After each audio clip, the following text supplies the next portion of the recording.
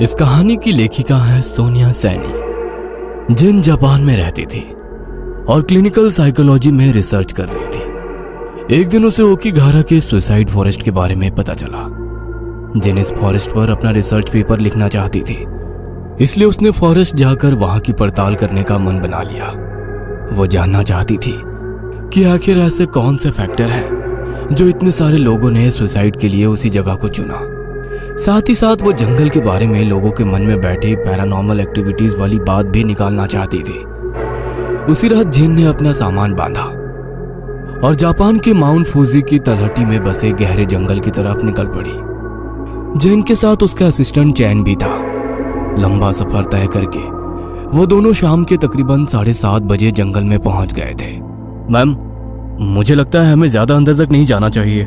आज रात को हम यही जंगल के बाहर ही अपना टेंट लगा लेते हैं। सुबह कोई गाइड ढूंढकर जंगल में घूमेंगे। नहीं चैंग, इस जंगल में कोई गाइड नहीं जाता और जो हम देखने आए हैं वो हमें जंगल के अंदर मिलेगा, बाहर नहीं। हम जंगल के अंदर चलेंगे और वहीं टेंट लगाएंगे। जिन और चैंग जंगल के अंदर की ओर बढ़ने लगते हैं। जंगल इतना घना था कि इसे पेड़ों का महासागर कहा जा सकता था। ऊंचे घने पेड़ों से ढका ये जंगल ऐसा था कि पूर्णिमा की रात होने पर भी जरा सी भी चांद छिटक कर अंदर नहीं आ पा रही थी। रात इतनी गहरी और काली भी हो सकती है, इसका एहसास आज पहली बार हो रहा था जैन को। इस घने जंगल में कहीं रास्ता भटक कर वो दोनों खो ना जाए, इसलिए जैन अपने साथ कई सारे डिवाइस जैसे मोबाइल, कैमरा, वॉइस रिकॉर्डर और मैग्नेटिक कंपास भी लेकर आई थी। जंगल के अंदर कोई सुरक्षित सी जगह देखने में उन्हें तकरीबन 2 घंटे लगे। 2 घंटे बाद एक झील के किनारे उन्होंने अपना टेंट लगा लिया। जंगल में बहुत अंधेरा है, टॉर्च भी सही से काम नहीं कर पा रहा है। काफी थक भी गए हैं, आज के लिए यही रेस्ट करते हैं। जैन और चैंग अपने अपने टेंट में जाकर सो गए। दिन भर की थकान के कारण कुछ ही पलों में दोनों गहरी नींद में पहुंच गए। कुछ देर बाद जैन को ऐसा लगा जैसे वो कहीं खींची चली जा रही है। कोई शक्ति उसे सम्मोहित कर अपनी ओर खींच रही हो मानो। अंधेरे रास्ते पर अपनी पलकों को बिना झपकाए वो आगे बढ़ती जा रही थी।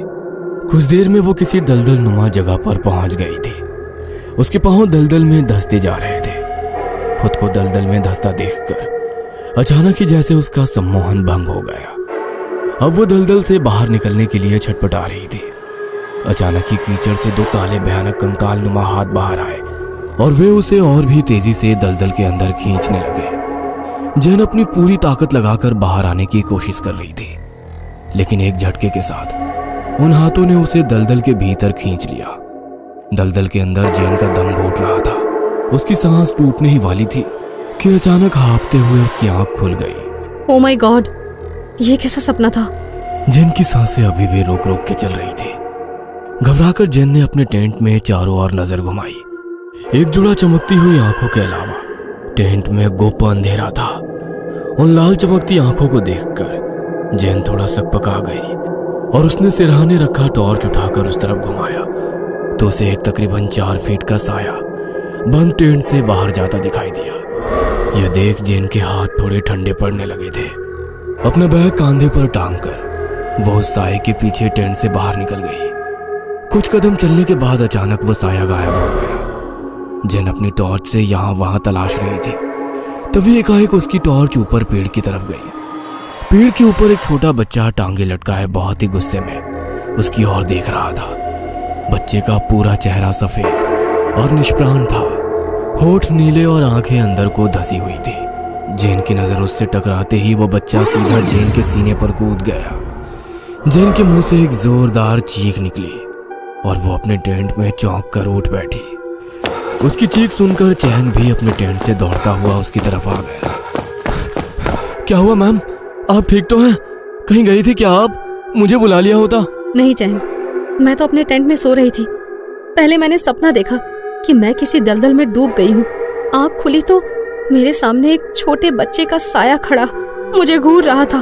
एक मिनट, क्या कहा आपने? आप सपना देख रही थी तो फिर आपका पूरा ड्रेस कीचड़ में कैसे सना हुआ है? मैम, आप सपना नहीं देख रही थी, आप सच में दलदल में ही थी। अपने कपड़े देख जैन को अपनी आंखों पर यकीन नहीं हो रहा था। चैंग, कुछ तो है इस जंगल में। मैं सपना देख रही हूँ, मुझे विंग्स दिखाई पड़ रहे हैं ये सच में मैं वहां पहुंच गई थी। ये जो भी कुछ है इसने मुझे अंदर तक हिला दिया है। आप आराम कीजिए मैम, थोड़ा भी अजीब दिखाई दे तो मुझे आवाज लगा देना। वैसे भी सवेरा होने में कुछ ही समय बाकी है, उसके बाद शायद सब नॉर्मल हो जाएगा। चैंग की बात सुनकर जैन आंखें बंद कर कर लेट गई। जैन को फिर से कुछ दिखाई देने लगा। भयंकर सूखा पड़ रहा है, ना पीने का पानी मिल पा रहा है, ना खाने को भोजन। तुम अपनी जिंदगी जी चुके हो, अब तुम्हारा पेट भर पाना मेरे लिए संभव नहीं है। इस बुढ़ापे में मैं कहाँ जाऊंगा?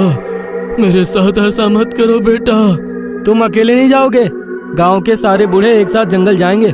वहां पर जो भी रूखा सूखा मिले उसी से तुम अपना गुजारा करना। थक चुके हैं हम तुम्हारा बोझ उठाते उठाते।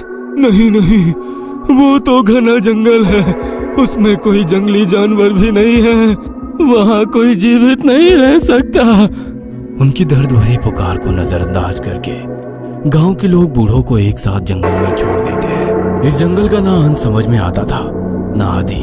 वे सभी भूखे प्यासे दिन महीने हफ्तों तक यहाँ वहां भटकते रहे। ना उन्हें खाने को कुछ मिला, ना बाहर आने का कोई रास्ता समझ आया। इन्हीं पेड़ों के आगे पीछे घूमते हुए रोते बिलखते उन्होंने एक एक करके अपने प्राण त्याग दिए। मैम उठिए, सुबह हो गई। चैंग, ये फॉरेस्ट मुझसे बात कर रहा है। ये क्या कह रही हो आप? जैन अपने सपने में दिखाई दी हुई सारी कहानी चैंग को सुनाती है। उन सभी के प्राण इतने दुख और बेबसी में निकले कि वही नेगेटिव एनर्जी इस जंगल में हमेशा हमेशा के लिए कैद हो गई। अब समझ आया कि ये जंगल कसर्ड क्यों है। सुबह तो हो गई है, लेकिन यहाँ तो सूरज की रोशनी भी सही से नहीं पहुँच रही है। दिन में भी जंगल में इतना अंधेरा है, इस जंगल की खामोशी अब मुझे भी डरा रही है। एक भी जानवर नहीं है यहाँ, इतना सन्नाटा है कि अपनी सांसें भी धौंकनी सी महसूस हो रही है। कुछ अजीब सी मनहूसियत है इस जंगल में। अपनी टॉर्च उठा लो और चलो मेरे साथ, आगे बढ़ते हैं। वो दोनों जंगल में आगे बढ़ने लगे। बीच बीच में उन्हें पेड़ों पर एक वार्निंग लिखी हुई दिखाई देने लगी, don't leave the path. Ma'am, लगता है किसी ने पेड़ों से ये टेप बांधकर अंदर जाने का रास्ता बनाया है। चैंग और जैन टेप से बने रास्ते पर आगे बढ़ने लगते हैं। चैंग, कैमरा निकालो, वो देखो वहाँ कोई डेड बॉडी है शायद। आप यहीं रुकिए मैम, मैं पिक्चर्स क्लिक करके लाता हूँ। डेड बॉडी को देखकर चैंग कैमरा लिए टेप से बने रास्ते से बाहर निकलकर डेड बॉडी की तरफ बढ़ने लगता है। लाश पूरी तरह सड़ चुकी थी। चैंग उसकी तरफ कैमरा फोकस करके फोटो निकाल रहा होता है। तभी लाश के हाथों में हलचल होने लगती है और लाश अपनी जगह से खिसक कर कुछ दूर पहुंच जाती है। इससे पहले कि चैंग कुछ समझ पाता, लाश का गला सड़ा सा हाथ उसके पैरों को खींचकर उसे तेजी से घसीट कर ले जाता है। चैंग की चीख और पत्तों पर चैंग के घसीटने की आवाज सुनकर जैन घबरा जाती है और चैंग की आवाज की दिशा में भागने लगती है। इस तरफ पेड़ ही पेड़ थे, कहीं कोई रास्ता दिखाई नहीं पड़ रहा था। एक जगह पर रुककर जैन अपना माथा पकड़कर जोर से चैंग को पुकारती है। अगले ही पल उसके कानों में एक धीमी सी आवाज गूंजती है। जैन घबराकर पलटकर देखती है तो उसके ठीक सामने वही सड़ी गली लाश अपने पैरों पर खड़ी हुई थी। लाश के शरीर का मांस लगभग गल चुका था, जगह जगह से उसकी हड्डियां नजर आ रही थी। लाश जैन का गला दबाने के लिए हाथ उसकी ओर बढ़ाती है, लेकिन जैन उसका हाथ झटककर तेजी से दूसरी दिशा में भागने लगती है। भागते भागते जैन एक बड़े से पेड़ के पीछे पहुंच जाती है। वहां उसे पेड़ की ऊंट में छिपा हुआ चैंग दिखाई देता है। चैंग, तुम यहाँ? ओह थैंक गॉड, तुम ठीक हो। यहाँ कोई है, बोलो मत, चलो मेरे साथ। जैन हैरानी से चैंग के पीछे पीछे चलने लगती है। मुझे कहाँ लेकर जा रहे हो? क्या हुआ? सच दिखाने। क्या क्या बोल रहे हो? कैसा सच? कुछ दूर चलने के बाद जैन के सामने वही कीचड़ से भरा दलदल था जो उसने सपने में देखा था। ये तो वही जगह है जहां मैं सपने में आई थी। चैंग, क्या दिखाने लाए हो यहाँ? तुम्हें हो क्या गया है? अचानक जैन को सैकड़ों आवाजें एक साथ सुनाई देने लगती है। रोने, चीखने, चिल्लाने की आवाजें। जैन अपने कानों पर हाथ रखकर जोर से चिल्लाती है, बस करो, बंद करो ये सब, मैं पागल हो जाऊंगी। जैन के इतना कहते ही आवाजें एकदम से बंद हो जाती है। तभी जैन की नजर कुछ दूरी पर पड़े हुए चैंग के डेड बॉडी पर जाती है। चैंग, तुम तो मेरे सामने खड़े हो। फिर इतना कहकर जैसे ही जैन चैंग की ओर देखती है, चैंग का चेहरा बिगड़ने लगता है। उसकी गर्दन कड़क की आवाज के साथ दूसरी दिशा में घूम जाती है। हाथ पैर भी एक एक करके अपनी जगह पर ही मुड़ जाते हैं। पूरे शरीर पर जगह जगह कटे के निशान दिखाई देने लगते हैं। जैन को देखकर वो भयानक सी आवाज में हंसने लगता है। जैन का पूरा शरीर पसीने से भीग गया था। डर से उसकी सांसें उखड़ने लगी थी। वह तेजी से वहां से भागकर जंगल में और अंदर पहुंच जाती है। मैं क्या करूं? किसी को मदद के लिए बुलाती हूँ। हाँ, यही सही होगा। जैन अपना मोबाइल निकालती है, लेकिन मोबाइल में कोई नेटवर्क नहीं था। वो बार बार लगातार अपना फोन ट्राई करती रहती है, लेकिन मोबाइल में नेटवर्क का नामो निशान भी नहीं था। थक कर वो अपना फोन जमीन पर पटक देती है। फिर से शाम घिरने लगी थी। जैन की हिम्मत अब जवाब दे रही थी। जैन को पता भी नहीं था कि वो अपने टेंट से कितना दूर है। बाहर निकलने का कोई रास्ता समझ नहीं आ रहा था। जैन अपना मैग्नेटिक कंपास निकालकर उससे रास्ता पता करने की कोशिश करने लगती है, लेकिन कंपास की सुई अपनी जगह कंपन करती रहती है और थोड़ी देर में टूटकर गिर पड़ती है। थक गई हूँ मैं भागते हुए, थक गई हूँ। क्या करूँ मैं? God please help me. Jain अपना वीडियो रिकॉर्ड कर कैमरा जूम करके वीडियो बनाने लगती है। शायद कुछ ऐसा दिखाई दे जिससे बाहर निकलने का रास्ता मिल जाए। और चारों ओर कैमरा घुमाकर हर दिशा की वीडियो रिकॉर्ड कर लेती है और उसे सावधानी से देखने लगती है।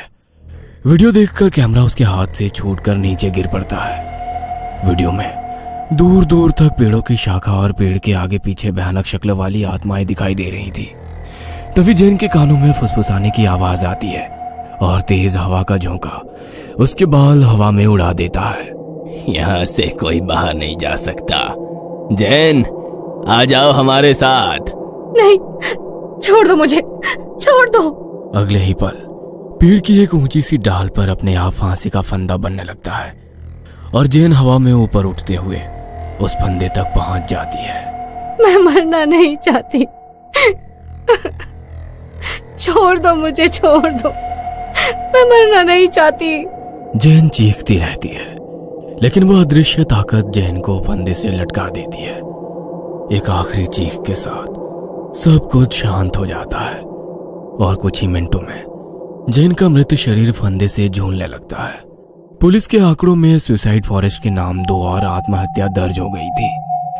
कहते हैं जापान के इस जंगल में हर साल तकरीबन 200 लोग आत्महत्या कर लेते हैं। क्या आप भी ओकिगारा का यह जंगल देखना चाहेंगे? ये कहानी आपको अच्छी लगी हो तो हमें सब्सक्राइब करें, हमारा इंस्टाग्राम और फेसबुक पेज जरूर फॉलो करें। और हाँ दोस्तों, सब्सक्राइब करना भूलना मत।